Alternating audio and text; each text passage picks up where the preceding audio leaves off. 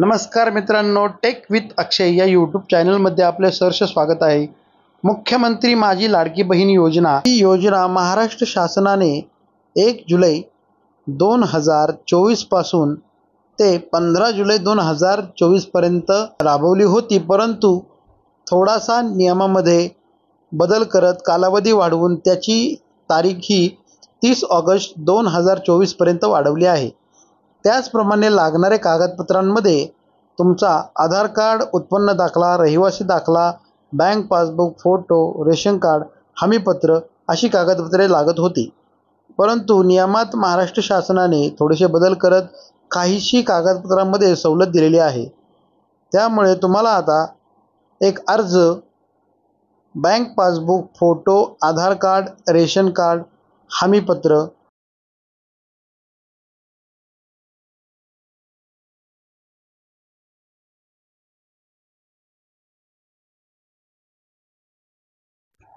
पहिला मुद्दा त्यांनी असा दिला आहे की सदर योजनेत अर्ज करण्याची मुदत ही 1 जुलै 2024 ते 15 जुलै 2024 पर्यंत ठेवण्यात आली होती। या मर्यादेत सुधारणा करत यांनी ही मुदत सदर 2 महिने ठेवण्यात येत असून 31 ऑगस्ट 2024 पर्यंत लाभार्थी महिलांना अर्ज करता येणार आहे। तसेच 31 ऑगस्ट 2024 पर्यंत अर्ज करण्यात आलेल्या लाभार्थी महिलांना दिनांक 1 सप्टेंबर 2024 पासून दरमहा 1500 रुपये लाभ देण्यात येणार आहे। म्हणजेच की तुम्हाला घाई आणि गडबड अजिबात करायची नाही आहे। 1 जुलै पासून जी योजना चालू झालेली आहे ती 31 ऑगस्ट पर्यंत चालणार आहे। तुमच्याकडे ज्या काही महिलांची कागदपत्र अपूर्ण असतील किंवा काही असेल, तुम्ही ते तात्काळ पूर्ण करून कागदपत्र 31 ऑगस्ट पर्यंत जमा करू शकता।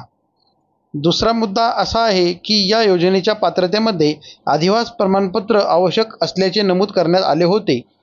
आता लाभार्थी महिलाकडे अधिवास प्रमाणपत्र उपलब्ध नसेल तर त्याऐवजी 15 वर्षापूर्वीचे रेशन कार्ड, मित्रांनो रेशन कार्डवरती तारीख लिहिलेली असते ज्यावेळी आपल्याला ते इश्यू झालेलं आहे। 2 नंबरचं ओळखपत्र आहे मतदान ओळखपत्र। मतदान ओळखपत्र सुद्धा वापरून तुम्ही या योजनेमध्ये लाभ घेऊ शकता। तिसरा आहे शाळा सोडल्याचे प्रमाणपत्र। शाळा सोडल्याचे प्रमाणपत्र सुद्धा आपण वापरून लाभ घेऊ शकतो। चौथा क्रमांक आहे जन्मदाखला।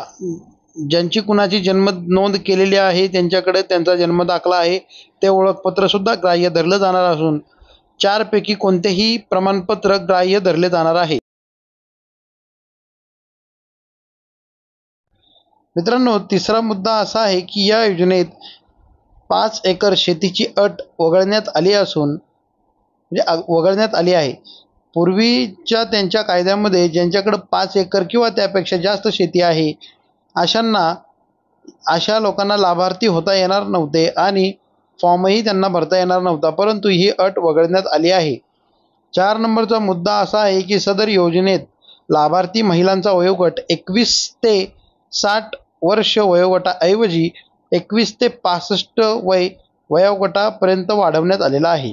म्हणजेच पूर्वी 21 ते 60 वर्ष ज्या महिलांचं वय होतं त्यांनाच अप्लाय करता येत होता, परंतु त्यांनी आता वयोमर्यादा वाढवून 21 ते 65 वयोगट केलेली आहे। 5वा मुद्दा असा आहे परराज्यात जन्म झालेल्या महिलांनी महाराष्ट्रातील अधिवास असणाऱ्या पुरुषांबरोबर विवाह केला असेल तर अशा बाबतीत त्यांच्या पतीचे एक जन्मदाखला किंवा शाळा सोडल्याचे प्रमाणपत्र किंवा अधिवास प्रमाणपत्र ग्राह्य धरले जाणार आहे। म्हणजेच थोडक्यात असं की परराज्यात जन्मलेली महिला त्यांनी जर महाराष्ट्रातील पुरुषाबरोबर विवाह केला असेल अशा महिलांना सुद्धा या योजनेचा लाभ घेता येणार आहे। 6वा मुद्दा असा आहे की रुपये 2.5 लक्ष उत्पन्न दाखला उपलब्ध नसेल तर 2.5 लक्ष म्हणजे मित्रांनो 2.5 लाख रुपये उत्पन्न दाखला उपलब्ध नसेल तर ज्या कुटुंबाकडे पिवळे किंवा केशरी रेशन कार्ड उपलब्ध आहे त्यांना उत्पन्नाच्या दाखल्या प्रमाणपत्रातून सूट देण्यात आलेली आहे। म्हणजे तुमचा उत्पन्न दाखला जरी तुमच्याकडे नसेल तरी सुद्धा तुम्ही या योजनेमध्ये लाभ घेऊ शकता. 7वा मुद्दा आणि महत्त्वाचा मुद्दा जो त्यांनी आता वाढवून दिला आहे, सदर योजनेमध्ये कुटुंबातील एका पात्र अविवाहित महिलेला सुद्धा या योजनेत लाभ देण्यात येणार आहे. म्हणजे थोडक्यात की सदर कुटुंबामधील सदर योजनेत कुटुंबातील एक पात्र अविवाहित महिला म्हणजे मुलगी जिचं वय 21 वर्षापासून ते 60 वर्षापर्यंत आहे, तिलासुद्धा या योजनेमध्ये लाभ घेता येणार आहे. तर मित्रांनो, दिलेली माहिती तुम्हाला कशी वाटली कमेंटमध्ये नक्कीच सांगा. यूट्यूब चॅनलला जर सबस्क्राईब केलं नसेल तर आत्ताच चॅनलला सबस्क्राईब करून घ्या, कारण इथून पुढे असेच योजनांचे भरपूर असे फॉर्म जे भरले जातात त्यांची माहिती आपल्या यूट्यूब चॅनलवर येणार आहे. तर आपल्या चॅनलला लाईक करा, शेअर करा आणि सबस्क्राईब करा.